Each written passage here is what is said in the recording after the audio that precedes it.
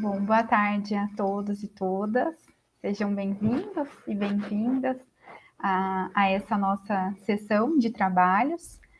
É um prazer imenso estar aqui com vocês, compartilhando experiências, saberes, conhecimentos. Muito obrigada pela presença de vocês, pela submissão dos trabalhos, e dizer que, em nome da comissão organizadora, nós ficamos muito satisfeitos com a qualidade, com a produção dos trabalhos.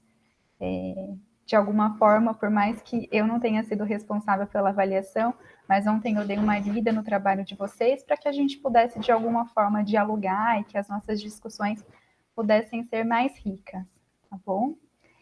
Nós teremos de 5 a 10 minutos para apresentarmos, e em seguida, se quisermos, a gente já pode comentar o trabalho, ou se preferirem, a gente pode deixar tudo para o final. Aí, como vocês quiserem, o que vocês sugerem?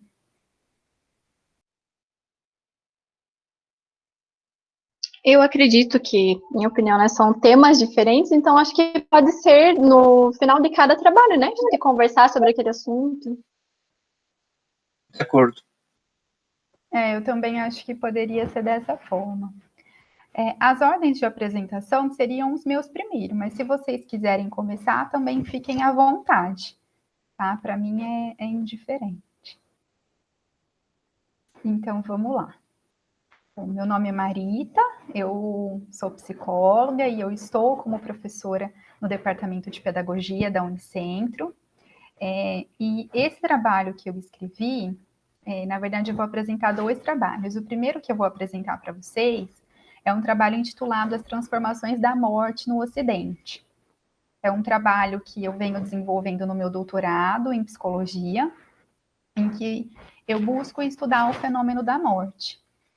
Não que o fenômeno da morte tenha mudado com o tempo, mas a gente, né, a partir dos estudos teóricos, nós temos percebido que o modo de nos relacionarmos, né, o homem, e quando eu digo homem aqui não estou fazendo distinção de gênero homem ou mulher, mas que o homem, ele tem, que o modo dele se relacionar diante da morte, que ele passa por transformações ao longo do tempo.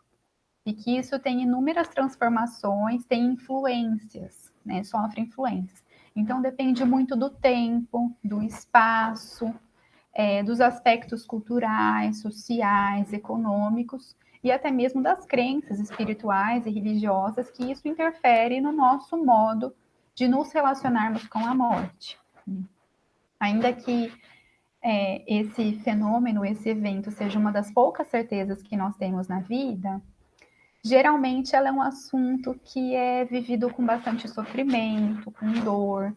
As pessoas, às vezes, é algo que causa medo. E eu posso dizer para vocês que falar que eu estudo a morte não é fácil, né? Porque muitas pessoas torcem o nariz, falam, ai, credo, não quero falar sobre isso, não gosto nem de pensar. Mas é algo extremamente necessário, né? Como eu disse, é uma das poucas certezas que nós temos. E falar sobre morte é mais do que falar sobre a finitude, é falar sobre o modo com que nós vivemos, né? Falar sobre morte é falar sobre vida. Então, como eu mencionei na história, a maneira do homem se relacionar com a morte passou por algumas transformações, né? Mudanças. Então, o objetivo desse trabalho é fazer um breve retrospecto histórico sobre a compreensão da morte, principalmente no Ocidente. E eu sei que falar sobre morte, por exemplo, no Ocidente é muita coisa, né? Então, esse trabalho eu me pauto nos estudos do Philippe Arrier, né? Uma revisão da literatura.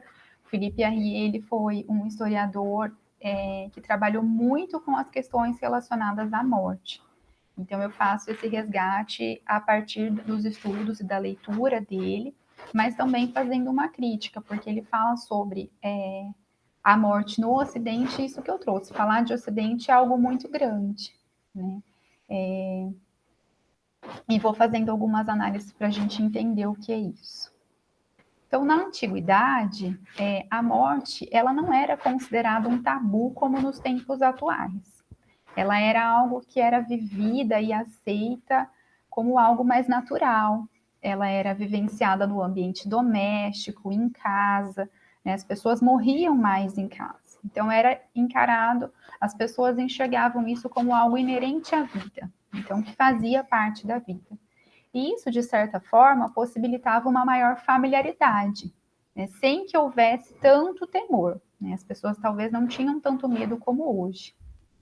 Na Idade Média, a morte, ela era um evento público, coletivo. As pessoas, né, pela influência da Igreja Católica, no período da Idade Média, as pessoas entendiam a morte como uma vontade divina, né, que representava também uma questão de transição do plano material para o imaterial. E a morte menos temida, se assim a gente pode dizer, era aquela que ocorria de forma lenta. Então, que o sujeito, o moribundo, ficava em casa e que as pessoas podiam acompanhar, que era, né, as pessoas compartilhavam aquilo no ambiente familiar e possibilitava todas as despedidas que eram cabíveis. Então, o moribundo poderia realizar os seus desejos, falar e planejar como gostaria que fossem os seus rituais de despedida, os rituais fúnebres, velórios, sepultamento e tudo mais.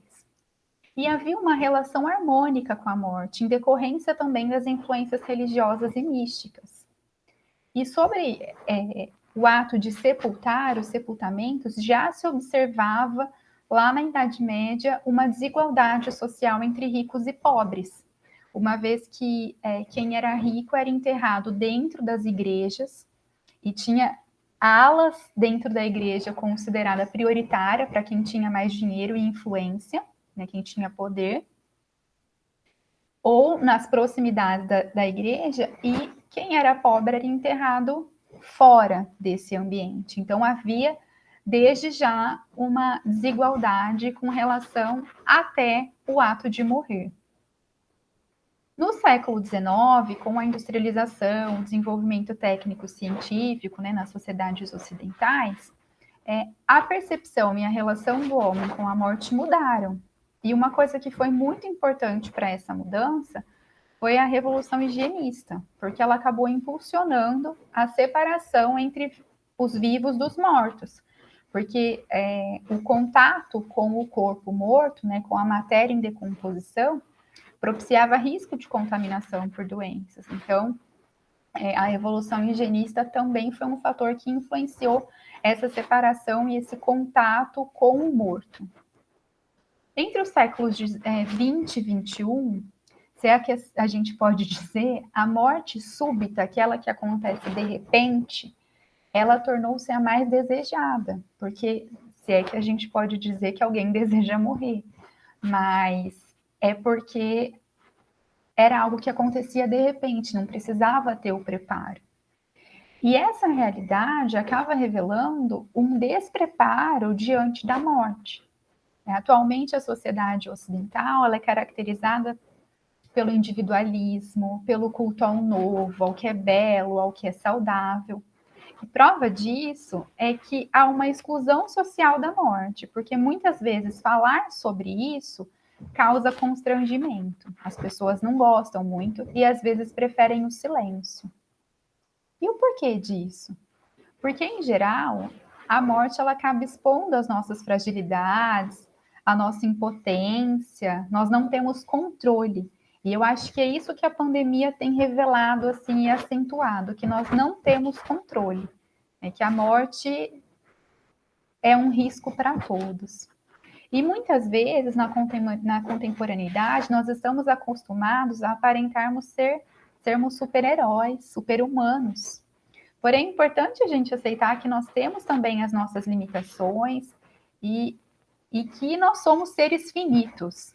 Então, nessa lógica de negação da morte, a gente verifica, inclusive, um aumento significativo de jovens que se submetem ao uso de substâncias e a procedimentos estéticos para atenuar as marcas e expressões típicas do processo natural de envelhecimento.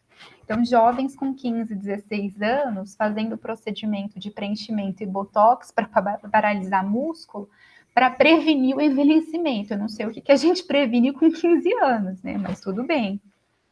E um outro elemento, né, de análise na atualidade diz respeito aos rituais fúnebres.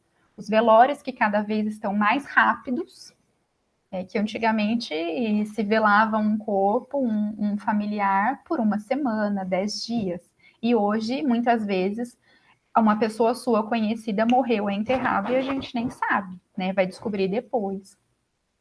E até mesmo os sepultamentos, que começam a ser substituídos pelos rituais de cremação, pela prática, pela técnica da cremação. E esse ritual da cremação, a gente pode pensar que poderia ser uma forma da gente até eliminar as evidências da morte e, consequentemente, os sentimentos de dor.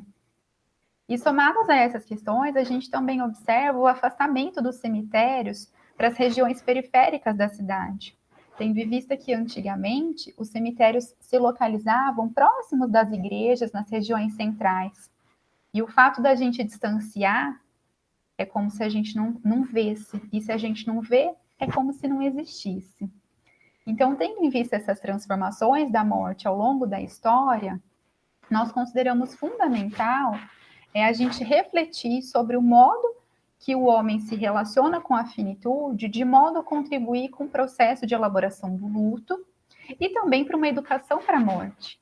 E isso se torna ainda mais urgente nesse contexto de pandemia, porque a morte é uma ameaça constante na vida de todos nós. A gente, infelizmente, não sabe o que vai acontecer. Então, acho que esse era o primeiro trabalho que eu queria apresentar para vocês. Vocês querem que eu continue apresentando outro? Não cansaram da minha voz? Posso seguir? Então, vamos lá. Um outro trabalho que eu gostaria de apresentar para vocês é intitulado Perdas e Lutos em Tempos de Pandemia. Queria dizer que esses dois trabalhos, né, eu não mencionei, mas eu produzi junto com o meu orientador do doutorado, que é o professor Francisco Hashimoto, da Unesp de Assis. E esse trabalho, Perdas e Lutos em Tempos de Pandemia, tem a finalidade de trazer algumas análises e reflexões sobre a pandemia decorrente do novo coronavírus e pensar nos efeitos primários na vida dos sujeitos. Porque no contexto atual, todos nós, de alguma forma, estamos experienciando perdas e lutos.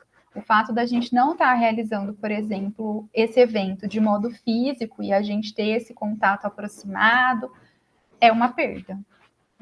Temos os ganhos, mas é uma perda que a gente está tendo que elaborar.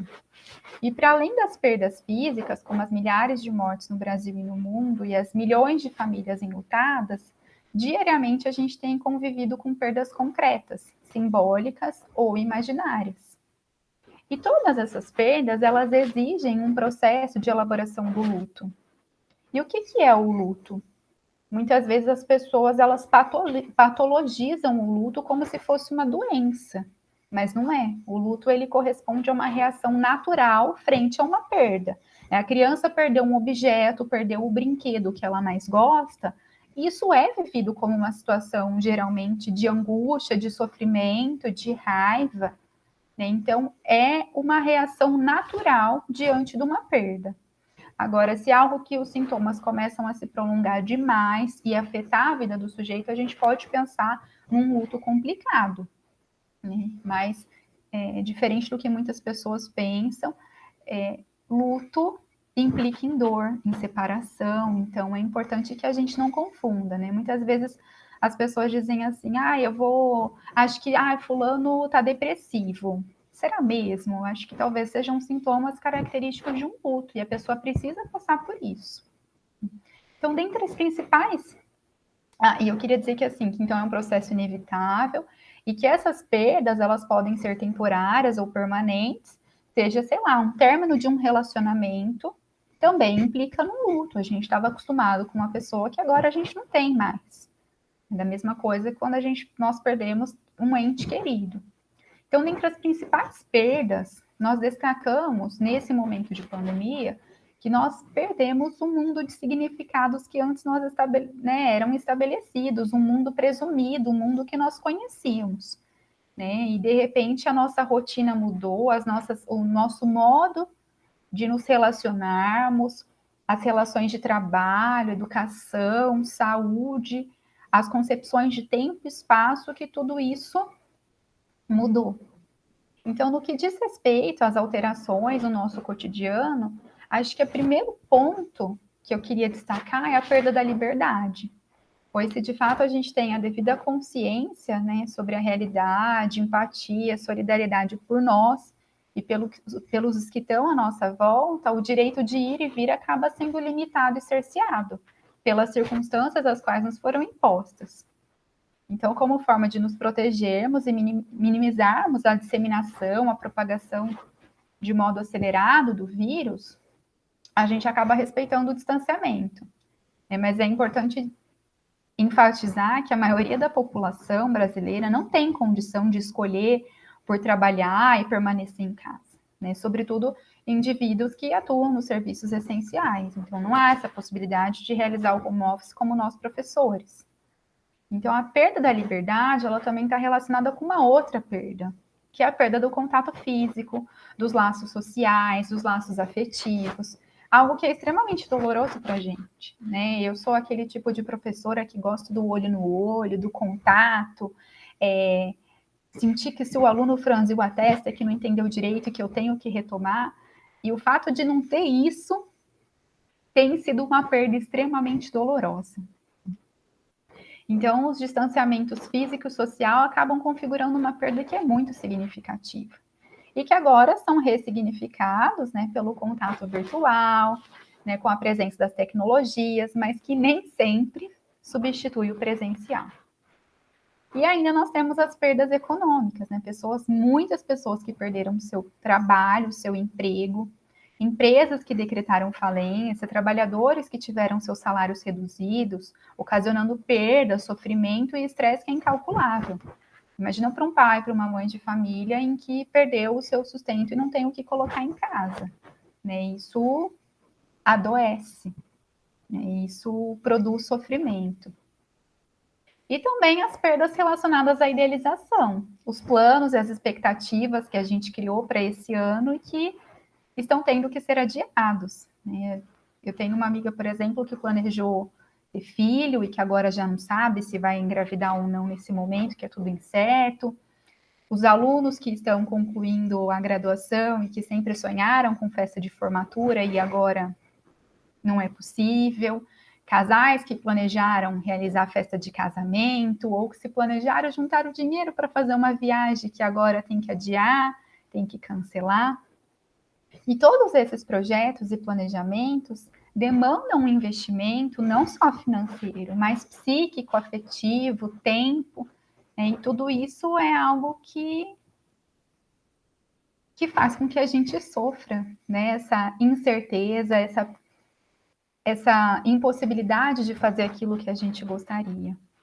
E também a gente está vivenciando a perda da vida humana, através das milhares de mortes decorrentes da Covid-19.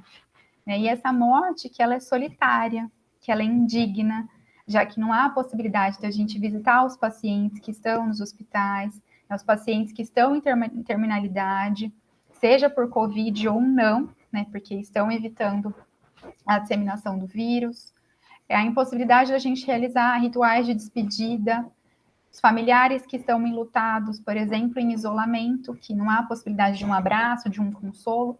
Então, todas essas perdas, elas produzem, geram sofrimento e frustração, né, que são, assim, indescritíveis, que eu não consigo aqui nem encontrar um adjetivo. E aí a gente pensa que para isso a gente deve criar estratégias de cuidado, aprender a ressignificar, a dar novos sentidos diante dessa nova forma da gente viver, da gente estudar, da gente trabalhar, de nós nos interagirmos, nos relacionarmos, nos comunicarmos, porque provavelmente o mundo da maneira como nós concebíamos, né, e na qual nós concebemos, não será igual. E por quê? Porque nós perdemos um pouco de nós mesmos e também nós perdemos pessoas. E isso nos afeta diretamente. Então, acho que era isso, assim, que eu preparei para trazer para vocês. Espero que vocês não tenham morrido junto com a apresentação. Mas acho que são reflexões, talvez, que faz a gente pensar um pouquinho. Tá tá bom? Muito obrigada.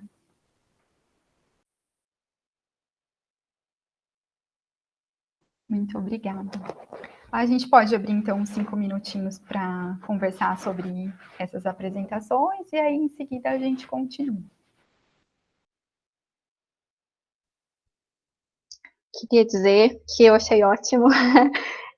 Como eu já comentei com você ali no início, eu estudei muito essa questão, né, da morte, do morrer, cuidados paliativos na graduação, meu TCC foi sobre isso. E o que a gente percebe realmente é a questão desse medo da morte, né? Principalmente relacionado quando, né, eu trabalhava no hospital, é o medo de morrer sozinho no hospital, né? Então a gente trabalhava muito com a família essa questão dos cuidados paliativos, de realmente ser um cuidado realizado em casa, mais humanizado, né? Que a pessoa tá ali, tem gente perto, tá no seu local, não naquele local frio do hospital, né?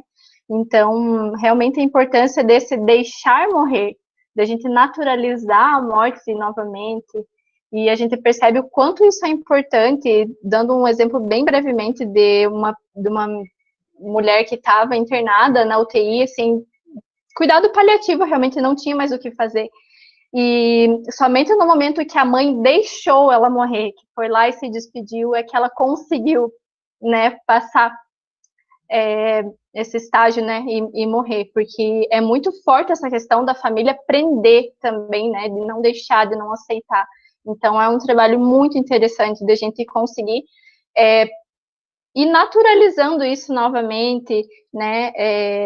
Não sei se a gente consegue chegar a isso, mas de realmente entender com mais aceitação, né, de trabalhar esses sentimentos do luto, de que não é algo, as pessoas tendem a dizer, até relacionado à tua segunda pesquisa, de aceitar aquela dor, porque as pessoas querem evitar, né, tristeza, elas chegam lá e dizem, assim, abarca ali sentimentos de tristeza, de raiva como sentimentos ruins, né, a gente entender que não são sentimentos ruins, são emoções naturais, que a gente pode sentir, aceita, acolhe, né, e aí é mais fácil de passar por isso. Então, parabéns pelo teu trabalho, é um tema muito interessante. Bom, muito obrigada, Nayeli. O professor Adnilson se inscreveu, mas só gostaria de fazer alguns comentários sobre a fala da Nayeli, para que eu não esqueça. Achei Sim. interessante o que você trouxe, Nayeli, que você falou da questão da morte solitária, né, nos cuidados paliativos. E se a gente dizia que antes era uma morte solitária e havia possibilidade de visitação, o que é a morte hoje, né, que não pode nem visitar, que é sozinho lá mesmo? E que se morrer no hospital é direto, não passa nem pela funerária, é direto para o cemitério, para o sepultamento, né? Uma morte muito indigna mesmo e literalmente solitária. E achei interessante o que você trouxe. Tá me ouvindo? Tá. Achei interessante o que você trouxe com relação à naturalização. Porque uma coisa é a gente naturalizar, tratar como natural. Outra coisa é banalizar. Né? Então, a gente aqui não trata a morte como algo banal, né? Mas tentar trazer como algo natural que faz parte da vida mesmo. Isso que você trouxe com relação à sua experiência com dos cuidados paliativos é exatamente isso.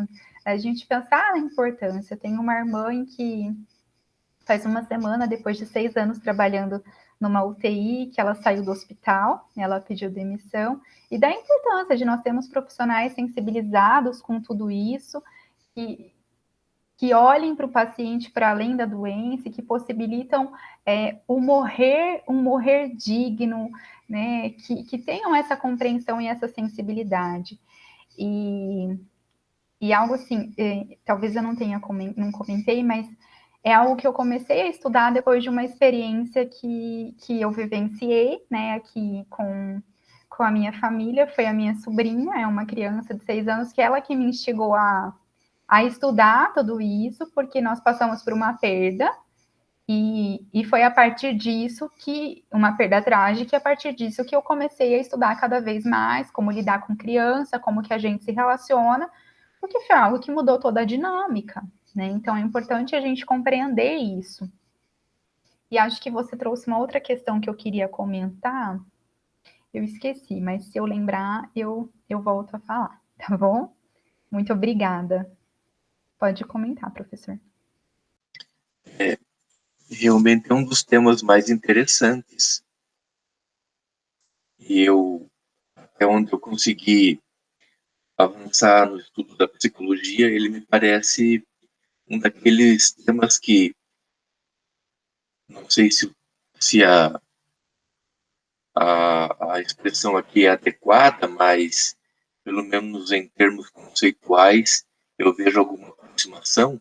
O tema da morte é como um daqueles temas geradores, porque você pode estudar vários temas específicos da psicologia, e não só da psicologia, uma vez que trata-se de um tema interdisciplinar, né? Mas, assim, fiz aqui algumas anotações de algumas coisas, Marita, e me chamou a atenção que no cristianismo, não sei se você está considerando isso nos seus estudos ou não, se sim, eu gostaria de ouvir alguma coisa a respeito do que você já, porventura, tenha visto. No cristianismo, o medo da morte pode estar ligado ao horror do inferno, uma vez que o sujeito pode ter consciência ou pode ter até assumida já alguma culpa ali e, pela sua formação religiosa tradicional, entender que essa culpa vai levá-lo a uma danação interna e que essa danação terá o seu start no momento da morte, né? Aí está uma demonização da morte. Uma outra coisa que me ocorreu é você mencionou que a vontade dos moribundos em determinado momento histórico se impunha aos seus familiares e aos seus cuidadores, e esses, durante os cuidados funerais, cumpriam essa vontade manifesta do depois falecido, né? Mas manifesta ainda enquanto estava sob cuidado de moribundo. E isso me remeteu a uma vontade dos vivos que se impõe depois também, né?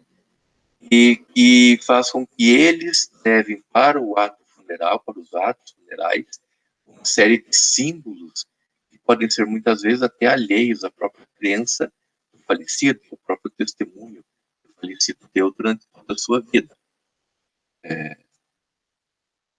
E me chamou a atenção também, que daí o meu pensamento foi assim como um gatinho, aquela prática na era vitoriana, século XIX, e aí está um exemplo claro de aonde chega a vontade dos vivos nos atos funerais. Aquela prática de se simular situações em que os mortos pareciam ainda vivos e numa interação ainda limitada com seus parentes vivos através das fotos que se produzem. Então, é toda uma técnica, eles pintavam, né, o olho fechado do falecido e maquiavam, tinha todo um recurso de suporte físico para que o menino, a menina, o rapaz, a moça, o senhor, a senhora, parecessem estar ali naquelas fotos tradicionais da era vitoriana, né, sempre bem vestidos e etc.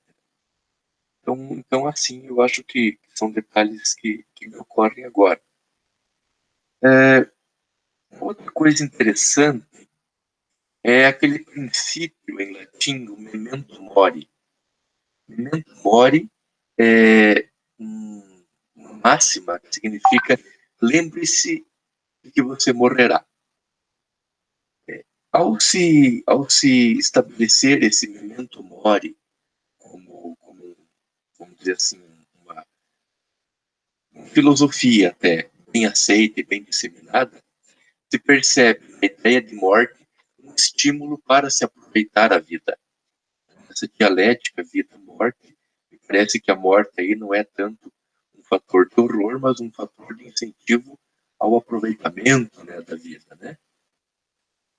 E não sei se você está considerando nos seus estudos um livro excelente, A Morte é uma Festa. A Morte é uma Festa é um livro de João José Reis. e trata de ritos fúnebres e revolta popular no Brasil do século XIX. Eu acho que é um livro bem interessante também. Eu li quando eu estava fazendo a minha graduação, por sugestão de uma professora do Departamento de História, a professora Terezinha Saldanha. E, inclusive, se não me falha a memória, alguns estudos também sobre a questão da morte. Eu lembro disso vagamente em função de uma conversa que tivemos há alguns anos, em que ela me falou exatamente dessa prática, né, evidenciadora das desigualdades materiais de vida dos sujeitos, quando se mapeava o Campo Santo, na cidade onde estava a igreja, que era santo porque tinha igreja, e onde ficavam depois sepultados, em lugares mais privilegiados, próximos à igreja ou dentro da igreja, próximo do altar, os mais ricos, os que a sociedade elegeu como nobres, e nos arredores da igreja, portanto, mais longe do centro, mais longe do altar, os que não eram assim considerados tão nobres e que tinham suas sepulturas ali colocadas, muitas vezes não por reconhecimento de alguma dignidade, mas por uma prática de caridade dos nobres de acolhê-los próximos de si, ainda que situados marginalmente, né?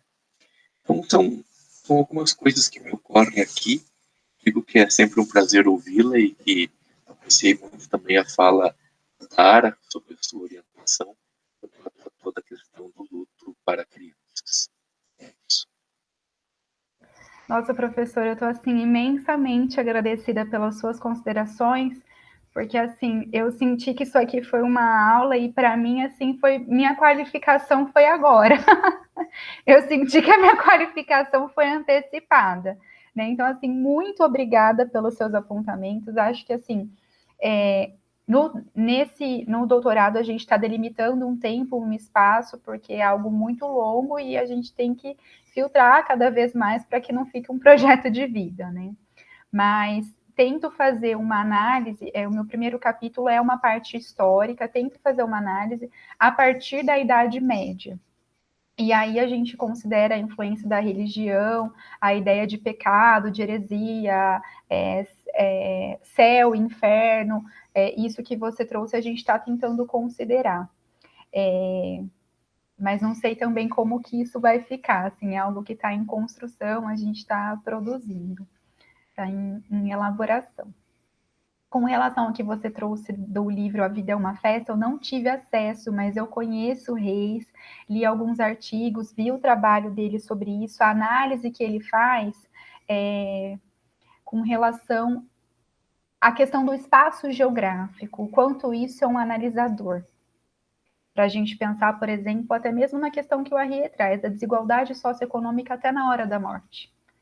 Os ricos tinham os locais privilegiados, e é isso que o senhor trouxe, quanto mais próximo do altar, então a influência, o poder, o dinheiro, a riqueza, e isso até na atualidade. E tem um arquiteto, ele é professor da USP, o Renato Simbalista, que ele faz uma análise dos cemitérios de São Paulo, para analisar justamente essa questão do espaço geográfico, que a gente pode observar a questão dos monumentos, aquela coisa assim, aqueles mármores, aquela coisa riquíssima, em detrimento de túmulos que é cimento, que não tem nada, então que isso também se evidencia, a desigualdade também é evidenciada até na hora da gente morrer. Então, acho que é extremamente importante isso que o senhor trouxe, assim, eu fico imensamente agradecida mesmo, porque eu acho assim que bom que nós estamos gravando, porque eu quero ter acesso a essa gravação, que eu acho que vai ser muito importante na produção do meu trabalho. Muito obrigada mesmo, assim, de verdade. Assim, eu é que agradeço. Não sei se eu poderia ainda, porque me ocorreu mais uma coisa, o gatinho deu mais um pulo aqui na cabeça. Vamos lá. Eu tenho um livro sobre Idade Média aqui em casa, e eu coloco à sua disposição. Eu estou com os livros de registro docente para entregar aos professores. Eu recebi de Bruxelas, vou tratá-los lá conforme os protocolos de cuidados contra a Covid, E aí, na ocasião que for entregar os seus, eu já, se for do seu interesse, ele entrega esse livro também. Em que fala muito da representação cristã da morte e de como foram criados dogmas no âmbito da religião católica para favorecer, vamos dizer assim, aos aflitos por conta da morte de suas crianças que morreram ainda na inocência, mas que não haviam sido batizadas. Um desses dogmas diz que as crianças não vão para o inferno, mas também, estando no céu, não podem vislumbrar a Deus. Então, elas estão até representadas em algumas escrituras, e o livro faz isso, elas estão ali na eternidade, na presença de Deus e dos santos, mas sempre com os olhinhos vendados, amarradinhos. Aí tem os desenhos delas, assim, de mãozinhas postas, de joelho. Não estão no inferno, mas estão impedidas por conta da ausência do batismo. Então, algumas coisas, muitas outras que tem ali. Mas muito interessante. Não tinha, assim, não tinha feito essa articulação, não. Não tinha. E eu agradeço muito, eu quero. Inclusive, se o senhor tiver o A Vida... Não é A Vida é uma Festa? A morte é uma festa. É uma festa. É porque eu assisti antes de ontem, que passou aquele filme Viva a Vida é uma Festa, que fala sobre o Dia dos Mortos no México. É uma animação da Pixar infantil. E eu assisti ontem a gravação com a minha sobrinha, acho que fiquei com que a vida é uma festa e não a morte. Mas, veja também a Sinfonia da Necrópole, se não viu ainda. Eu não assisti, não conheço. O brasileiro está no Netflix. Então, tá bom. Obrigada pelas recomendações. Obrigada. Bom, acho que a gente poderia continuar. Agora é o senhor, professora Ednilson. A palavra é toda do senhor. Vamos lá. Bem, esse trabalho que eu escrevi na Semana de Pedagogia, eu não escrevo como professor, como pesquisador, e sim como aluno. Aliás, todos os trabalhos que eu escrevo em todo lugar, eu escrevo como aluno, né? E a gente só é professor porque é aluno. E eu realizei, juntamente com o meu colega José Victor Silvério Rocha, também é aluno de psicologia no Centro Universitário Guaracá. Esse trabalho é uma síntese, uma pequena síntese mesmo, de um estudo que nós realizamos para cumprir uma exigência na disciplina de Introdução à Psicanálise, que é ministrada pela professora Mônica Adriane Barbosa. A professora Mônica é psicóloga, é psicanalista, mestre em psicologia, professora lá no Centro Universitário Guaracá e membro do Bergasse 19 Espaço de Psicanálise. Nós fizemos o trabalho durante a disciplina, apresentamos o trabalho e propusemos, então, a professora Mônica que nos orientasse, caso precisássemos fazer alguns retoques, para podermos publicá-lo. Então, segue o trabalho com essa tripla autoria, né? Com o título Freud entrega uma chave, a psicologia das massas e a atual onda conservadora. Entendemos que sempre que estamos diante de um momento conturbado, precisamos empreender um esforço maior para entender esse momento conturbado, para melhor nos situarmos nele e para encontrarmos as melhores estratégias de suportá-lo, né? As melhores estratégias de superá-lo. Essa questão de entender, de procurar uma estratégia, procurar uma explicação, enfim, procurar algum sentido, é uma ação humana tradicionalmente caracterizada desde a mitologia como uma chave, né? A chave é aquilo que abre o segredo, é aquilo que abre a porta, é aquilo que funciona como uma espécie de fórmula ou de recurso para se superar uma situação desconhecida, passando-se a conhecê-la, uma vez conhecida, para superar as suas dificuldades. Então, por isso colocamos essa chave na mão do Freud. E que chave que é essa? Não colocamos nada na mão do Freud. Atenção, nós reconhecemos na mão do Freud chaves importantes para entendermos o nosso tempo. E entre estas chaves, nosso recorte aqui publicado agora, está a obra Psicologia de Grupo e Análise do Ego. Em outra tradução, Psicologia das Massas e Análise do Eu. É uma obra de 1921 que se constitui como um marco da preocupação de Sigmund Freud em entender o conturbado início do século XX e do seu compromisso de legar uma teoria psicanalítica no campo da psicologia das coletividades.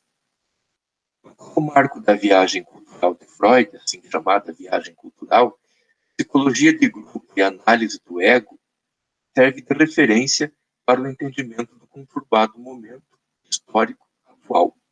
Este trabalho é uma resenha simples, centra-se no capítulo 5º do livro.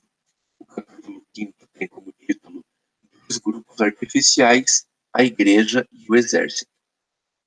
E é aí, então, que está a valiosa chave conceitual para se entender o atual avanço conservador na política e nas relações sociais em geral, que, conforme a gente acompanha diariamente no cenário político brasileiro e internacional, encontra na militarização e no discurso religioso uma síntese, né, de elementos, de símbolos conservadores que estão aí a vertebrar, inclusive, não apenas discursos, mas também políticas públicas. E Freud fez isso, né? O livro dele é o registro desse seu trabalho para entender o seu tempo.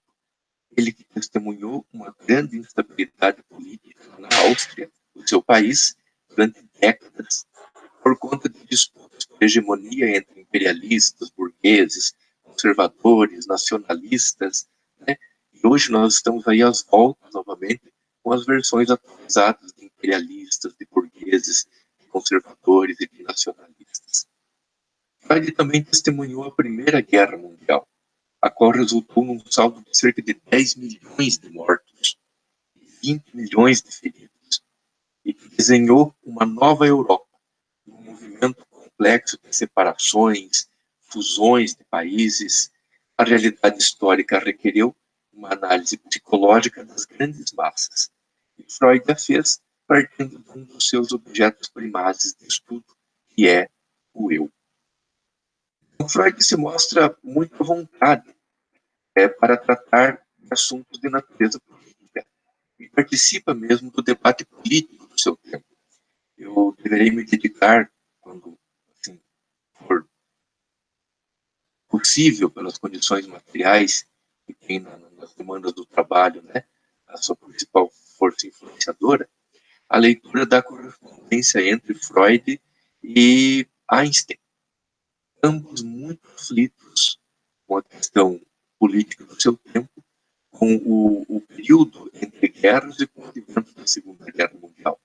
E eu acho que ali nós teremos importantes chaves também para entender como esses senhores lidaram com as suas angústias, a fim de podermos aprender a lidar com as nossas.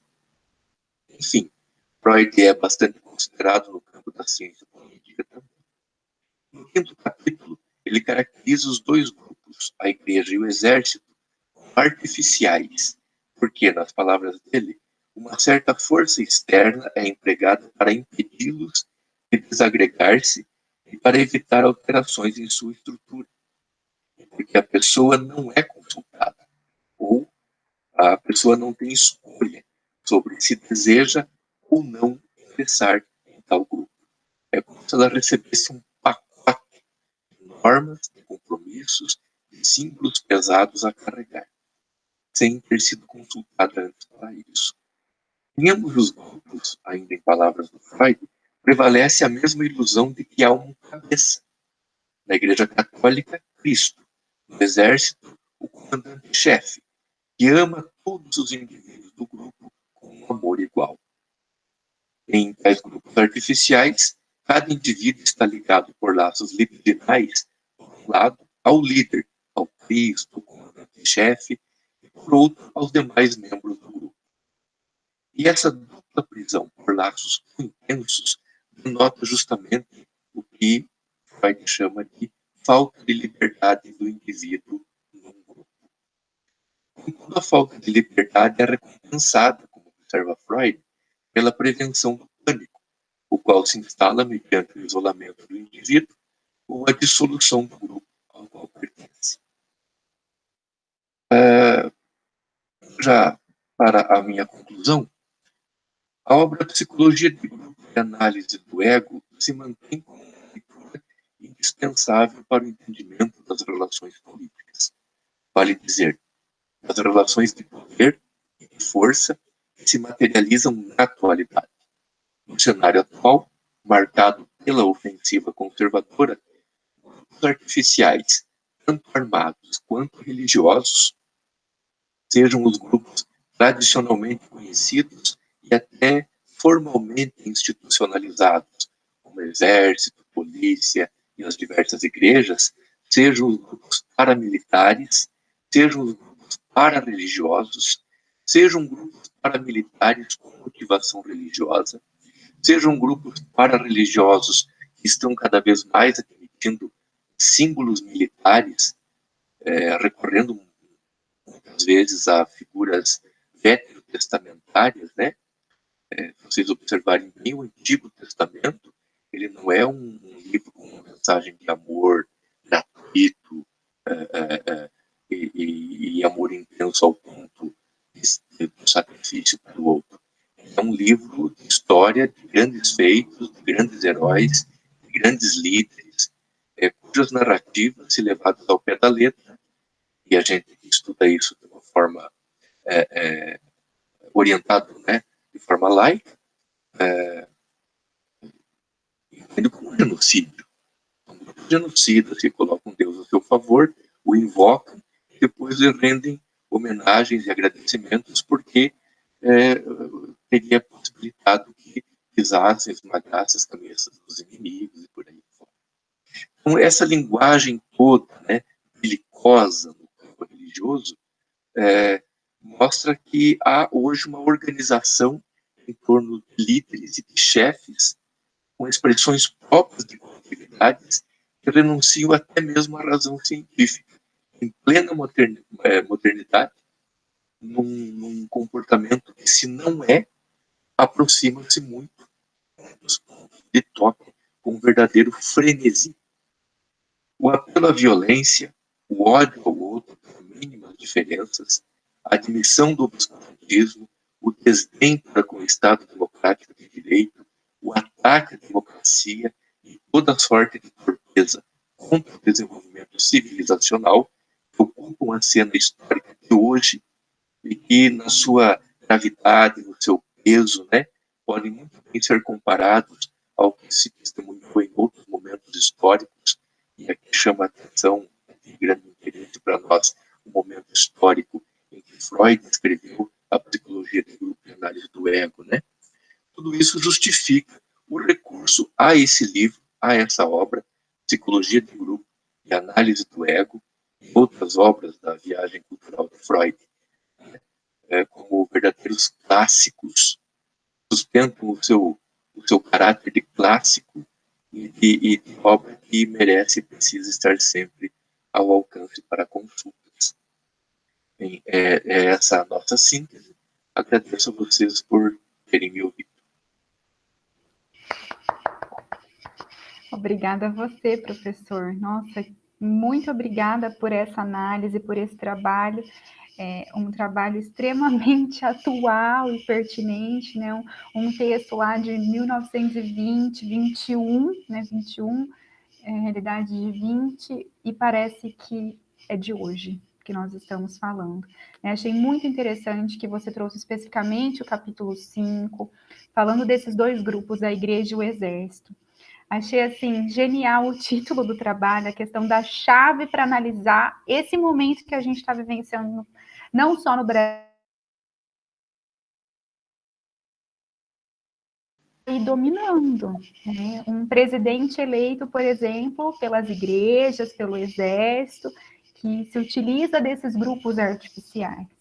Né? A figura de um Messias, como se fosse o Salvador, a ilusão de uma figura que vem para salvar a pátria, né? E ser o chefe, o cabeça da nação, né? Como você trouxe. A questão da bancada conhecida como BBB, Bala, Boi, Bíblia, né?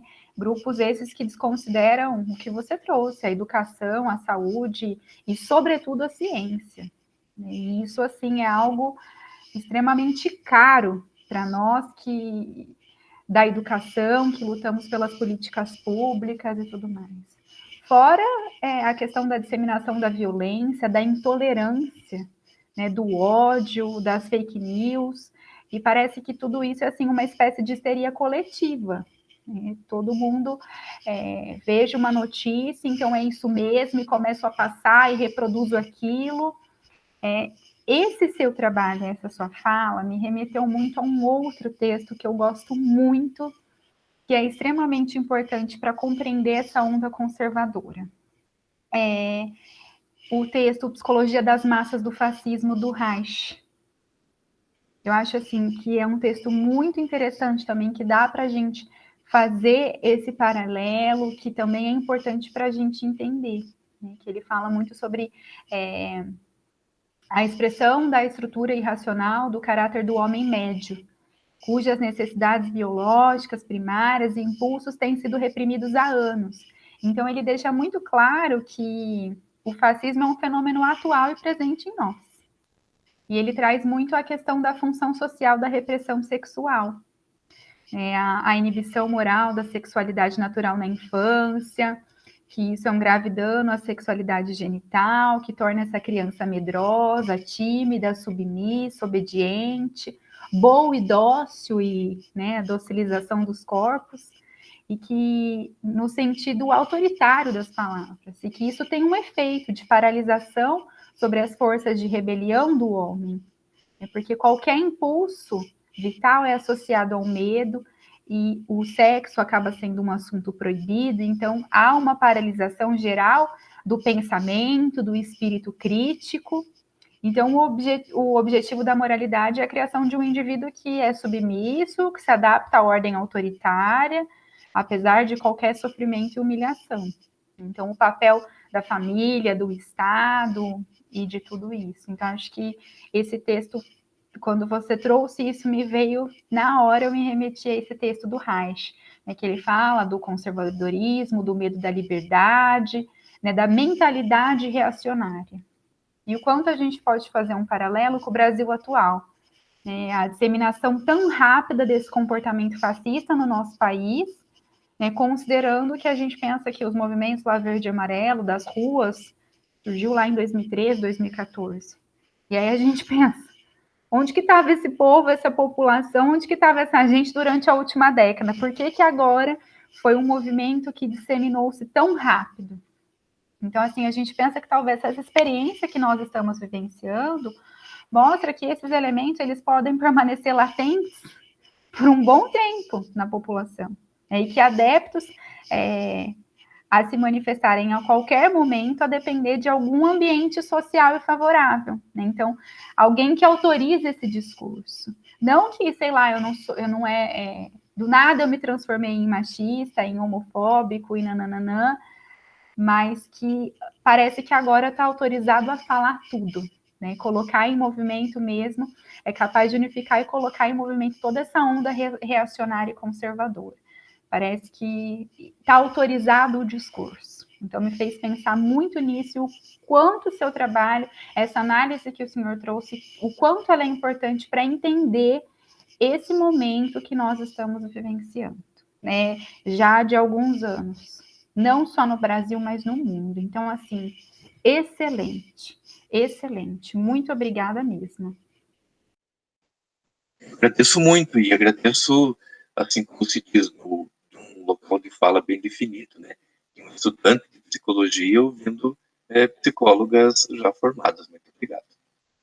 Capaz, eu também sou uma eterna aluna, né? A gente está aqui para aprendendo. Olha, gente, assim, eu tenho uma admiração e um carinho muito grande, porque assim, o senhor tem uma humildade, uma gentileza, uma sutileza que é valoroso isso, né? Você é muito humilde, está aqui se colocando um professor que escreveu o trabalho, está aqui como aluno, e eu também sou, né? Porque eu sou aluna do doutorado.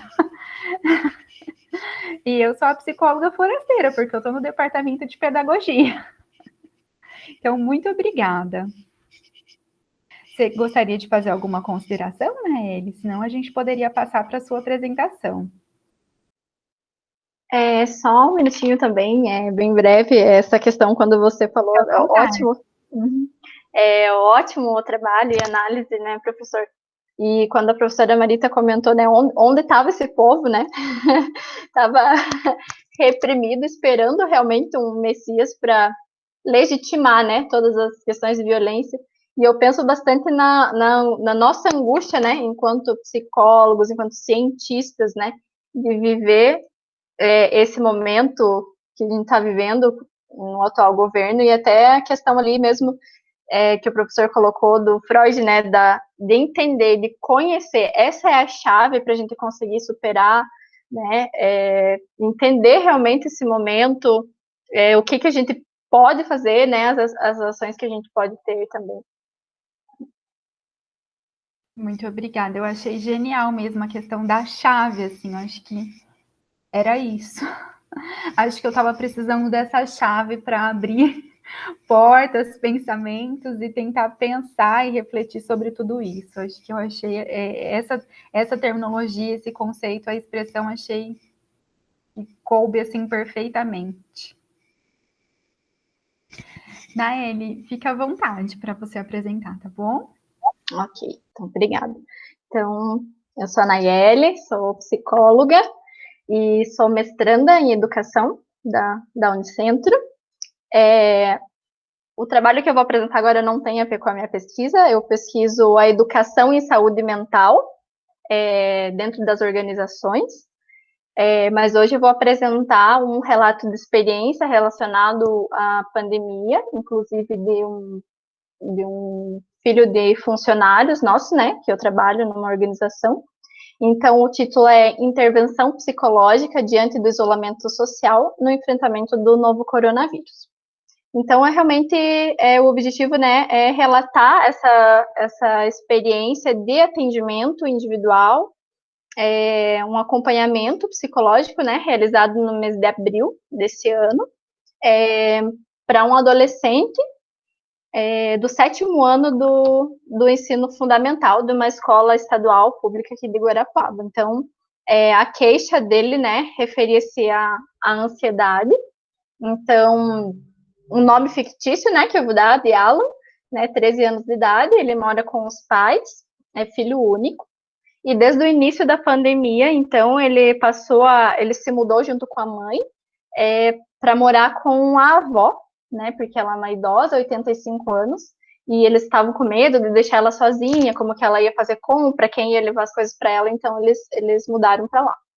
Então, a mãe trouxe a questão, né, da queixa, falando que ele ficava muito nervoso com a quantidade de trabalhos e tarefas que os professores estavam enviando, né, e enviavam todos no mesmo dia, e ele tinha aquela necessidade de fazer tudo no mesmo dia, porque ele tinha medo de não dar conta com a quantidade, porque eles estavam enviando todo dia, né, e aí ele tinha medo de reprovar, e começou a ficar muito irritado, muito nervoso, não estava conseguindo comer, nem dormir, né? Então alterou muito a questão da rotina dele também, né?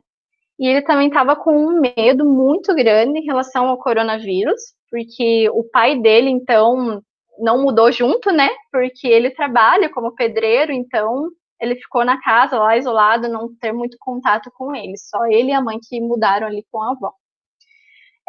Então, foi realizado 4 atendimentos, sendo um por semana, né? A abordagem da psicologia da terapia cognitivo-comportamental, né? Que a base é o entendimento de que os problemas emocionais, eles são resultados de distorções, né? Do nosso pensamento e da percepção da realidade. Então, Eu trabalhei bem essa questão da conceituação com a mãe, né, com os pais, e ele também em relação à ansiedade, né, de ser algo natural do nosso corpo, quando que ela se torna patológica, né, então, tudo que desencadeava também, todas as crenças deles que desencadeava esse medo gigante em relação ao coronavírus e também de reprovar. Ele inicialmente, né, me mostrou, me falou, identificou quais eram esses pensamentos, né, e o que gerava, o que desencadeava, e estava muito também relacionado às notícias catastróficas, né, que estava assistindo, então ficou muita informação, né, a respeito disso, e tanto da TV quanto no WhatsApp, né, então ele estava muito ligado nisso, muito preso nisso, né, então isso era gatilhos para a questão da ansiedade dele. Após esse momento também, a gente trabalhou a questão, né, desse controle, né, dele aprender a identificar. Então, ele foi aprendendo a identificar o que gerava, quando ele começava, né, sentir um frio na barriga, que ele falava, identificar o que estava causando isso, o que tinha acontecido ali alguns minutos antes, qual que era o pensamento dele em relação a isso, antes de chegar nos sintomas. Então, daí a gente conseguiu trabalhar com essa modificação também do pensamento, por exemplo, através dos cuidados que ele estava tendo, né? Esse medo do coronavírus. Mas e os cuidados que ele estava tendo, né? Porque eles estavam cuidando muito. Então, a gente conseguiu trabalhar essa modificação do pensamento também. No segundo momento, trabalhei a questão da rotina dele, as rotinas desde a hora de acordar, a gente teve que estabelecer tudo novamente, porque ele já não tinha mais hora para acordar, para dormir, para se alimentar. Então, a gente fez realmente um trabalho com a família, né, que estava morando junto, de estabelecer essa rotina, inclusive de lazer, porque ele era uma criança que jogava futsal, então ele não estava mais conseguindo isso, né? Então, a gente conseguiu incluir o lazer na rotina dele, né? A gente sabe que essa reorganização das atividades diárias, elas também garantem manutenção e melhora dos ritmos do nosso corpo, né? Então, que ajudou muito nesse controle da ansiedade dele. Um outro momento também a gente trabalhou a questão da manutenção das interações sociais, porque ele não estava vendo o pai, né? Então a gente conseguiu estabelecer ali que o pai fosse, mesmo que no portão, né? Como ele estava trabalhando fora, eles não queriam que entrasse por causa da avózinha, né? Então que ele fosse no portão, conversasse, né? Estivesse presente ali diariamente, e também com os colegas de classe, né, de fazer chamadas de vídeo, com os primos, que ele tinha bastante contato, então a gente conseguiu estabelecer diariamente essa interação social, nem que fosse uns minutinhos dali de chamada de vídeo, né, a gente sabe também que essa desconexão aí, ela se torna um agravante, né, nos quadros de ansiedade, então foi bem importante isso para ele. E a gente também trabalhou a questão, ele foi conseguindo, né, a mãe me relatava sempre o quanto ele estava evoluindo e conseguindo isso, e aí eu trabalhei a técnica Calm-se, né, da terapia cognitivo-comportamental, que ela também, né, instrumentaliza ali a pessoa, né, em como sair da ansiedade, em como ela trabalhar sozinha ali a questão da ansiedade. Também trabalhei com a mãe essa técnica para ela ajudar ele, né? Então a técnica ela é baseada em 8 passos, né? Basicamente para a pessoa permanecer no presente ali e conseguir sair do estado de ansiedade, né? E ajuda no fortalecimento de habilidades mesmo, né? Para esse enfrentamento. Então a principal questão que a gente conseguiu avançar bastante foi na aceitação, né, dessa ansiedade, porque quando a pessoa está ali no momento de ansiedade, ela quer fugir e melhorar aquilo logo e não aceita aquele sentimento, né? Então a gente trabalhou sentimentos ruins, sentimentos bons e ruins, que ao meu ver nenhum sentimento é ruim, né? São emoções que a gente tem que acolher mesmo. Então a gente trabalhou essa questão do acolhimento, né? Porque a gente sabe que se a gente evitar, só vai prolongar. Então, né, de aceitar, de de visualizar a ansiedade. Eu trabalhei com ele como se fosse uma pessoa, alguém, né? E você senta aqui, vamos conversar agora, pode vir, estou disponível, né? E então contemplar também, né? Que é o segundo passo, contemplar as coisas à sua volta, né? Eu estou aqui, tem meu computador, tem geladeira, tem, né? Eu estou no presente, né? Tira aquela tensão de dentro somente, né? E para estar no presente, também de agir com a ansiedade como se ela não estivesse ali, né? Não te paralisar, então você conseguir agir, mesmo que você diminua teu ritmo, né? Não consigo fazer todas as tarefas agora, mas, né? O que eu consigo fazer. Então, foi bem interessante para ele essa questão da aceitação e para a mãe também, porque eles têm uma visão de que tem que remover, só remover e tá bom, né? A gente precisa parar com essa ansiedade e de entender que todo mundo tem, a gente vai passar por esses momentos e é um manejo, né? A gente tem que aceitar todos esses sentimentos, aceitar essa ansiedade para conseguir trabalhar com ela, né? Não é só remover, fingir que não existe, né? Então foi bem interessante e ele conseguiu, assim, esse manejo. A mãe me relatou uma melhora surpreendente dele. E sempre ela me manda fotos das atividades de lazer que ele está fazendo. A gente estabeleceu a rotina, inclusive, das atividades escolares, para ele separar por disciplinas, né? Nesse dia eu vou fazer tal disciplina. E não mexer na outra disciplina, deixa para outro dia, né? Então, porque ele estava fazendo todas no mesmo dia, passava a madrugada fazendo de medo de não dar conta, né? Pela quantidade de atividades que ele tinha. Então, hoje ele está conseguindo realmente manter essa rotina aí e conseguir esse manejo da ansiedade, né?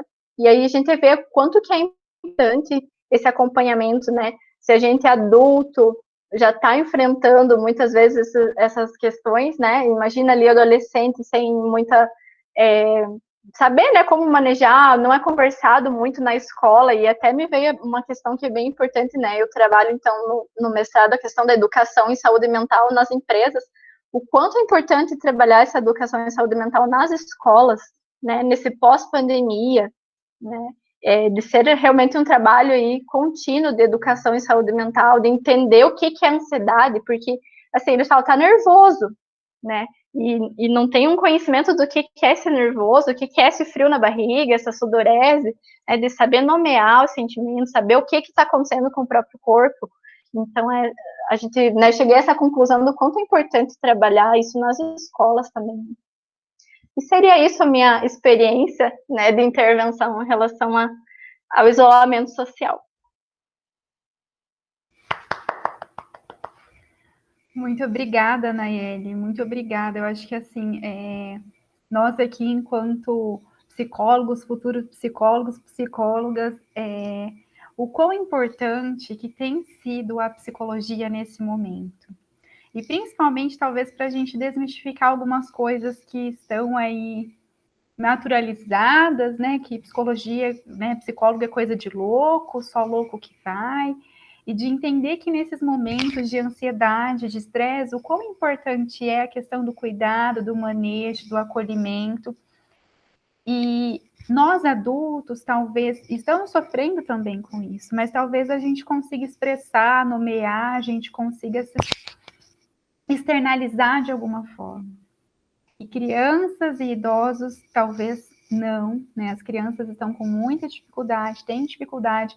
Os adolescentes, um período de intensas transformações, mudança, e de repente vem algo que radicalmente muda a nossa vida. Então, assim, um trabalho extremamente necessário, né? O papel do psicólogo, a intervenção. Eu queria saber, assim, foi presencial ou foi online esses atendimentos? Foi online. Ah, foi online. Uhum. E foi tranquilo, assim, a questão do acolhimento, ou a questão, né, de... Sim, porque eu já conhecia ele, já conhecia a família, já tinha um vínculo, né, anterior de atendimento, então foi tranquilo. É, que eu ia perguntar muito a questão do vínculo, transferência, como que é isso no online, e é diferente, né, é uma nova mentalidade.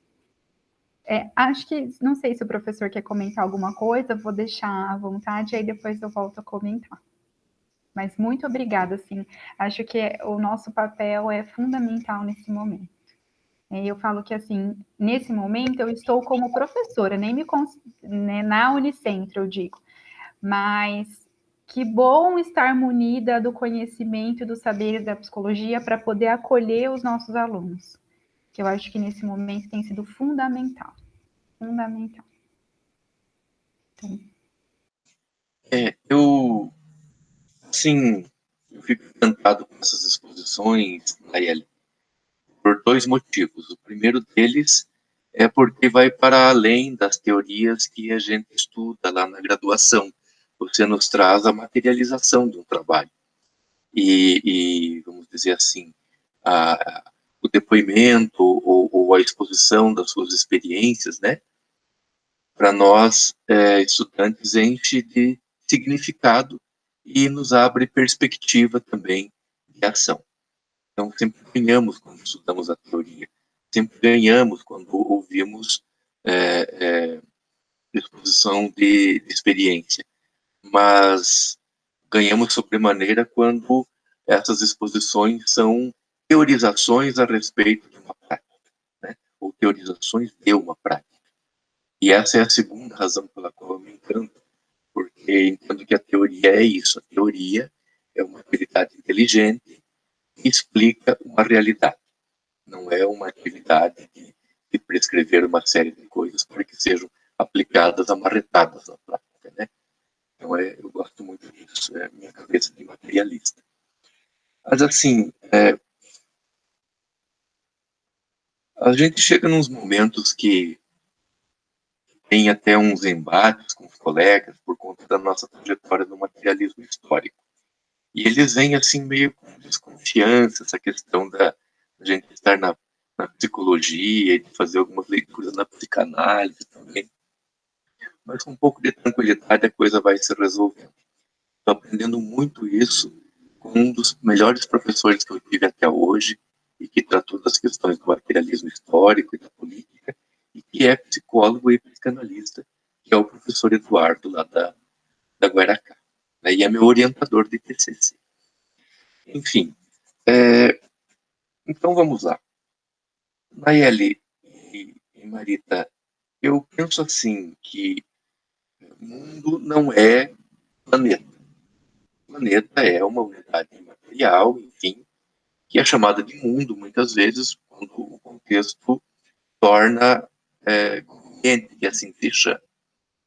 Mas o mundo é uma totalidade simbólica, na verdade. Por isso se fala do mundo medieval, o mundo egípcio, né? Enfim. Mas o mundo de Beto Carreiro World, né? Enfim, por aí vai. Mas nós vivemos nessas totalidades simbólicas. Essas totalidades simbólicas passam a nos integrar, né, justamente por conta das relações materiais que temos no nosso cotidiano. E também por conta daquilo que aprendemos. Aprendemos através de linguagem, que é também relação material. Imagine esse menino com o qual você trabalha. O mundo dele acabou. E quando o mundo de alguém acaba de uma hora para outra, a gente vê os registros históricos do fim do mundo soviético, quando acabou a União Soviética, e também quando caiu o Muro de Berlim. Muitas pessoas sofreram profundamente com isso, em função do seu mundo ter acabado. Penso até, Marita, que muito pavor diante da morte, muito tabu diante da morte, seja em função disso, porque ela representa o fim do mundo que o sujeito tanto gosta e ao qual ele está tão vinculado. Para outros, talvez num outro extremo, o desejo da morte também seja uma expectativa de que esse mundo em que ele está e que ele é tão prejudicial e pesado acabe logo. Então, eu acho que é isso. E você, ali no seu trabalho, vai reconstituindo, Nayeli, com o menino, o mundo dele. Olha, tem aqui tem o computador continua aqui. Ele tem as coisas na sua casa. Você pode ver hoje de uma forma diferente do seu pai, mas ainda o vê. Há uma expectativa de se compreender, até por conteúdos escolares, o que é, afinal de contas, o coronavírus. Na cabeça da criança é um perigo terrível para não ver. Então, ele é meio um mito, assim, uma coisa meio mágica, causa mais. Mas quando entende que é uma bolinha, uma capinha de gordura, que o álcool gel desmancha aquela gordura e quebra depois o que está dentro. Vai entendendo aos poucos e vai compreendendo e adquirindo hábitos saudáveis de cuidado consigo e com a vida. Eu acho que é um trabalho maravilhoso esse teu. É um trabalho de recuperação de mundos, né? Reconstituição de mundos. Que leva as pessoas a encontrarem de novo o seu mundo. Tomara que esse menino, você tenha contato com ele sempre, futuramente, quando tudo isso passar, ele já um pouco mais maduro, você converse sobre isso com ele e ele veja isso e reproduza isso com filhos, talvez. Muito bom. É isso, enfim. Obrigado.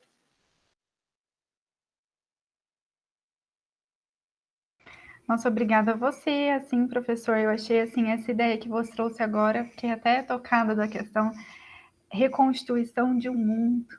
E foi isso mesmo, né? Que responsabilidade que você tem, né? Você tem a possibilidade de reconstruir o mundo dele, ajudar ele a reconstruir. Acho que essa é a ideia, de apresentar manejos, estratégias, para a criança tentar elaborar todas essas mudanças, né? E é algo assim, ao longo da sua fala, não tem como eu me desvincular das minhas experiências, das minhas vivências. A minha irmã, ela trabalhou durante todo esse tempo de pandemia numa UTI Covid. Então, no começo, a gente achava que fosse ser algo fácil, passageiro, rápido. E ela ficou 57 dias isolada num apartamento, do apartamento para o trabalho. Longe da filha, que é uma criança de 6 anos, do marido, de todo mundo. E a gente viu que não ia passar e que a gente vai ter que conviver isso ainda por um tempo e não sabemos até quando. E que ela não tinha como ficar longe da filha e do marido, gente. Não dá, né? A gente tem que tomar todos os cuidados, mas também não dá para a gente deixar de viver. E o quanto estava sendo difícil isso, o estar longe, ou mesmo agora, estando próxima, mãe, porque as pessoas têm que ficar em casa e você está colocando sua vida em risco e está lá no hospital, está lá cuidando, mãe, você vai morrer hoje, você está com Covid, uma loucura. Então, assim, de ter esse cuidado e todas as mudanças, não ir mais para a escola, perder o contato com os amigos. Eu lembro que eu estava em Guarapuava, no começo da pandemia, pelo fato da minha irmã estar isolada, eu comecei a ligar para as mães dos amiguinhos na escola, para tentar contato por WhatsApp, para tentar começar a restabelecer esses vínculos, porque senão era uma criança literalmente em isolamento. Né? Então, de tentar restabelecer isso, de criar essa rotina ainda, né, que não era uma intervenção psicológica, era minha sobrinha, era um acolhimento diante de todo esse sofrimento e tudo isso.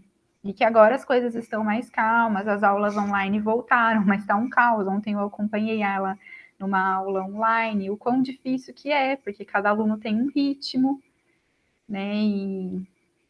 Mas estamos ressignificando esse mundo que está aqui, né? Então a gente está tendo que se reorganizar tudo, né? De todas as formas.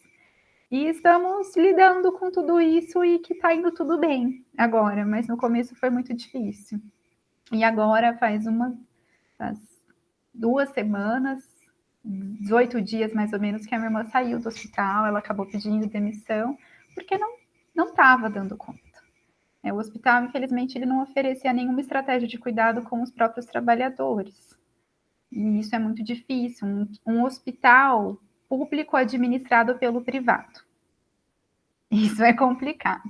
Um hospital que não tem nenhum psicólogo. Não estou dizendo que também a gente salva a pátria, mas nesse momento não ter pelo menos um profissional ali para acolher os profissionais da saúde, se não tem nem para os pacientes, quem dirá para os funcionários. Então estava tudo muito difícil. E eu acho que assim, quem é da área da saúde, para a gente cuidar do outro, nós temos que cuidarmos de nós mesmos, né? O cuidado de si para o cuidado do outro. E acho que ela estava precisando desse autocuidado, né? E cuidar da filha que estava demandando dela.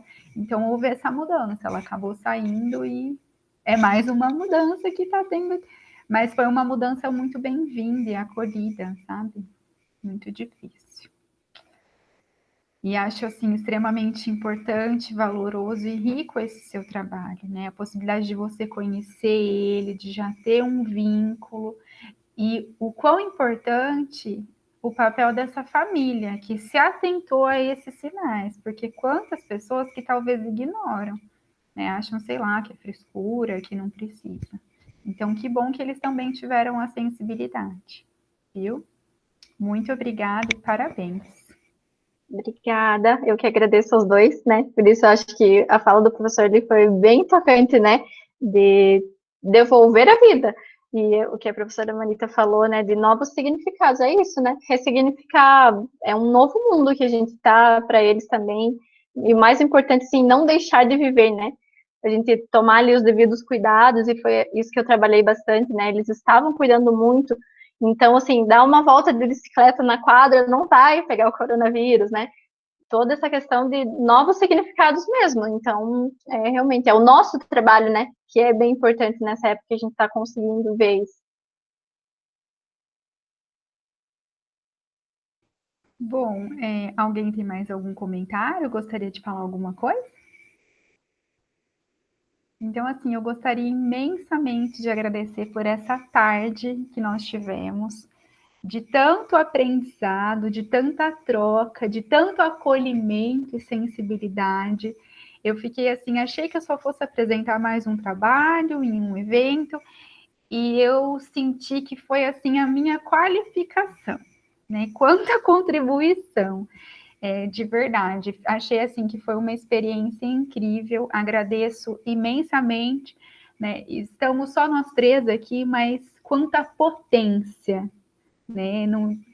Quanta potência que foi esse encontro, foi um belo encontro, um bom encontro. Muito obrigada a vocês por esse momento e que continuemos, que hoje à noite a gente ainda tem palestra e amanhã é o último dia de evento. Muito obrigada, viu, gente? Uma boa tarde a todas e todos.